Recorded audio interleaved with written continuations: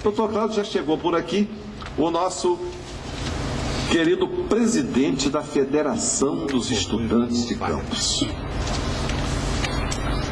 Ele foi eleito, houve o congresso da Federação dos Estudantes ao longo desse mês de agosto, e esse congresso preparou toda a estrutura, todo o instituto eleitoral que legalmente elegeu o estudante Maicon como presidente da federação mais antiga do nosso Brasil, que é a Federação dos Estudantes de Campos. Maicon, bom dia, é um prazer recebê-lo aqui no programa Espaço Aberto.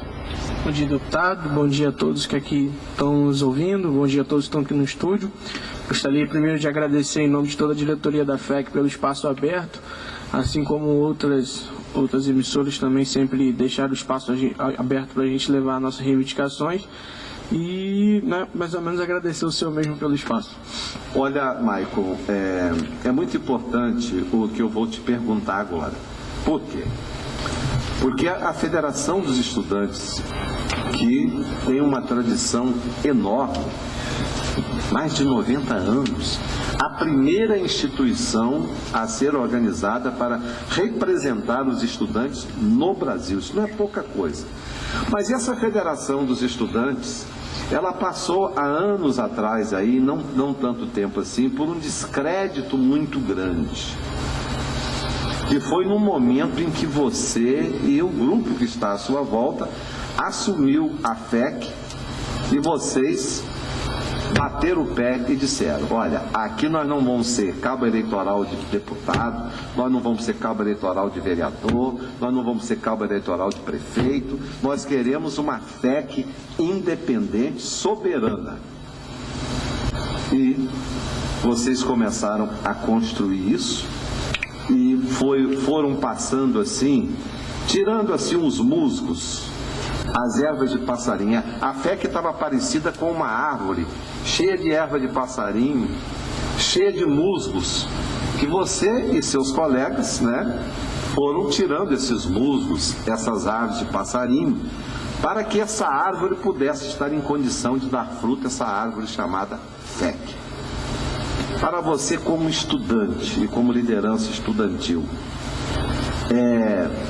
o que você sentiu nesse clímax agora de realizar o Congresso e as eleições limpas, claras, independentes, sem influência de ninguém a não ser a influência do alunado? A FEC completou no 19 de abril desse ano seus 110 anos de fundação, a entidade estudantil mais antiga da América Latina. E nesse último processo eleitoral, ao qual foi eleito junto com mais 20 diretores, que ficou claro que o estudante ele quer uma mudança na nossa cidade, mudança no nosso sistema de educação hoje, que ele é muito perverso, nos oprime, e a gente vê uma total falta de valorização dos profissionais da educação. E uma frase que a gente costuma dizer muito: a gente estuda numa sala de aula do século XIX, o professor do século XX, o estudante do século XXI. Há muitos desafios indo pela frente, e hoje a Federação Estudante de Campos tem uma total moral na nossa cidade de estar levando as suas reivindicações, de estar sempre cobrando suas melhorias. Conseguimos alguns avanços em alguns pontos, outros nem tanto, mas a gente sabe que ainda falta muito que avançar também. E o último congresso, pela fala dos estudantes, é que falta muita coisa ainda para melhorar na nossa cidade, e que estão todos acreditando numa nova FEC, nessa FEC realmente de luta, que não, como o senhor disse muito bem, não tem cabos eleitorais, que não é usado por determinados vereadores. Eu costumo dizer, hoje a FEC não é lado A, não é lado B, não é lado C, é o lado E. E o lado E é do lado do estudante, independente de qualquer coisa. Michael, são 11 horas e 20 minutos. Vocês pegaram a FEC que chegou a ter sede no campus, que chegou a ter mobiliários, que chegou a ter uma estrutura invejável a nível de organização sindical do nosso Brasil. Vocês pegaram a FEC apenas com o seu nome e com a sua tradição, bem material algum. Quais são os próximos passos, que vocês estarão dando nesse processo de reorganização dessa importante Federação dos Estudantes? Então, nós assumimos a FEC, inclusive, sem nenhuma moral na cidade, né? A moral da FEC, você chegava em uma escola, falava que você era da Federação Estudante de Campos. Eu particularmente não cheguei a passar por isso, mas em 2009, quando houve o Congresso de Fato dos Estudantes, o presidente eleito, Michael Azevedo do Prata, ele disse que quando chegava na escola, o próprio porteiro barrava ele. Não, FEC aqui não entra de maneira nenhuma. E até hoje a gente sofre ainda um pouco com algumas coisas que o movimento estudantil, os estudantes não tem muito claro o que é isso, por falta da Federação Estudante de Campos por um determinado período. Hoje a gente pode dizer que a FEC hoje tem um netbook, é o que a gente tem, né, que às vezes eu até mando alguns e-mails e tal, preciso utilizar ele para trabalho, né, mas hoje a FEC não tem mais nada além disso. Nós assumimos a federação sem nada, absolutamente nada, né, com muita dificuldade, inclusive com o CNPJ sujo. Inclusive eu venho aqui, né, novamente apelar, né, porque na última audiência pública, dia 24 de abril, com a Comissão de Educação da LERJ, inclusive o senhor veio, o deputado Conte Bittencourt e a deputada estadual Clarice Garotinho, que é membro da comissão, se comprometeu com a FEC que a prefeita de Campos iria receber a Federação Estudante de Campos, e até hoje, infelizmente, nós não tivemos nenhuma resposta, né? E a gente gostaria de sentar novamente com a prefeita, porque a FEC ainda tem algumas dívidas com a prefeitura, se eu não me engano, está no valor de 3 mil quebrados aí, por falta de prestação de conta das antigas diretorias que usavam a Federação Estudante de Campos para lavrar dinheiro da prefeitura da época, na época, né? A gente novamente vem apelar aqui à prefeita, que marca a reunião. Eu sei que a agenda dela deve ser um pouco cheia, mas ela já recebeu o lutador, já recebeu a Miss, não desmerecendo esses companheiros, mas a gente também quer ser recebido, o estudante também quer, a prefeita também tem que ouvir os estudantes, né? E para a gente tentar negociar essa dívida, que é o que atrasa um pouco hoje a federação. A gente tem essa dívida na prefeitura, na Receita Federal, ainda como a gente foi eleito recentemente, a gente não tem nem sequer noção quanto é que está, né? Mas a gente já deve procurar limpar o CNPJ até o final desse ano, para a gente novamente voltar a ter a FEC. Da estrutura jurídica, né, e contábil à FEC, porque ela ficou assim como uma nau sem rumo, como um trem descarrilhado.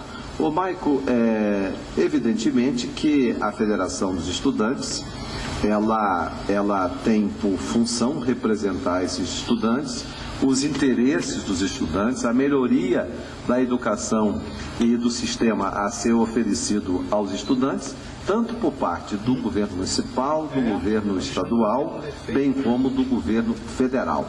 Faça uma análise aqui para os nossos ouvintes, e serve inclusive para mim como autoridade do Legislativo Estadual, para eu também, né, inclinar os meus ouvidos e ouvir a representação dos estudantes com humildade, como os vereadores devem ouvir com humildade, a prefeita deve ouvir com humildade e os representantes federais ouvir com humildade.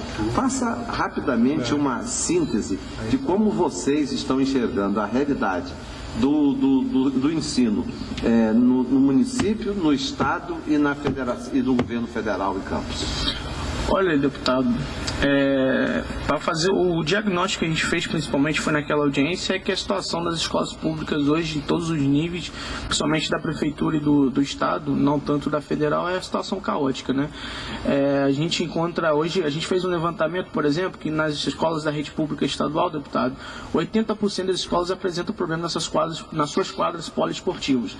E a gente fica meio triste quando a gente liga a TV ou lê os jornais, é uma grande propaganda da Copa do Mundo, da Olimpíada 2016, não que a gente é contra, sim, somos a favor. Nosso país hoje tem a total capacidade de organizar um evento desse, pois o problema não está no dinheiro que é investido na Copa, mas nos juros que a gente paga para os banqueiros, como o senhor estava bem falando. Então, como é que nós vamos formar esses atletas? Como é que nós vamos ter atletas em 2016 se 80% dessas quadras apresentam problema? Por exemplo, no Visconde do Rio Branco, pouco tempo antes daquela audiência, um estudante tinha entrado um vergalhão no pé dele e atravessou o pé dele.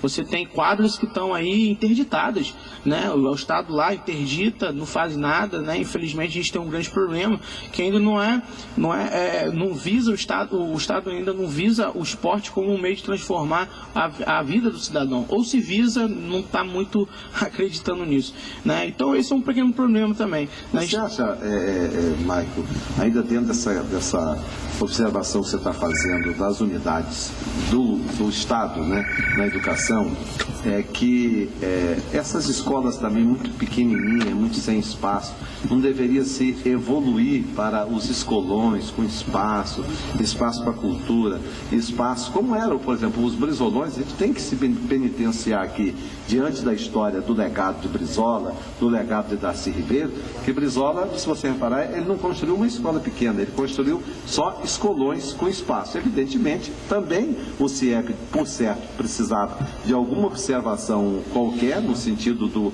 da área física, mas eram espaços grandes, onde o aluno tinha espaço para pular, para brincar, para lazer, para a prática do esporte.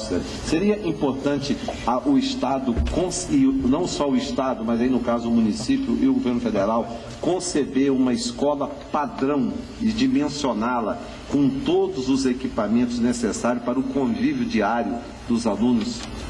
Olha, eu sou muito fã do Brizola pelo seu programa de educação, que infelizmente não foi à frente, até porque não é interessante ter o filho do pobre, o filho do trabalhador bem educado, né? O interessante é sempre que o filho do rico tenha uma educação melhor, para que assim sempre possa, né, comandar o nosso país. Mas o que a gente vê, deputado, é realmente tem uma dificuldade nas escolas menores, principalmente no interior da nossa cidade, mas a gente encontra dificuldade também nas escolas grandes, também aqui no centro. A gente pode observar, por exemplo, o Visconde do Rio Branco. É uma escola que ela tem um espaço físico muito grande, né? Fica numa área bem estratégica da nossa cidade, no bairro da Lapa, próximo à comunidade, mas que infelizmente se encontra abandonada. A gente vai lá com a diretora, né? E ela sempre está falando, que a gente tem dificuldade, uma escola muito grande para se organizar, né? E quando a gente fala de uma padronização, eu particularmente fico um pouco com medo dessa palavra, pelo fato seguinte: a gente padronizar o Brasil, beleza, vamos ter uma escola única para o Brasil todo, mas a gente tem que entender que a realidade da nossa juventude de Manaus, no norte ou no nordeste, é totalmente diferente da nossa realidade aqui em Campos. A própria realidade do município de Campos, ela é muito diversa. A realidade do cara do centro é totalmente diferente do cara lá de Santa Maria, né? A gente então construir uma escola de qualidade, sem dúvida, padrão. Olha, temos que ver essa padronização, porque tem que se aperfeiçoar com a realidade da juventude daquela localidade, daquele local. Igualzinho que a gente foi muito contra quando o Estado impôs pra gente a questão do uniforme padronizado, né, da carteirinha padronizada, pelo seguinte: se hoje eu tenho um uniforme padrão do Estado, eu posso adentrar em qualquer unidade hoje do Estado, no Estado todo, né, e se eu for um bandido eu posso ir porque é tranquilo, porque eu consigo aquele uniforme tranquilo. E a prefeitura também seguiu o mesmo modelo. E quando você faz isso, você tira a característica do estudante. Olha, eu sou estudante do CJ, eu sou estudante do 29 de maio, né? E você tira isso, né? E a gente sempre diz, né? Com um povo sem cultura, um povo sem raiz, é um povo muito fácil de ser dominado, né?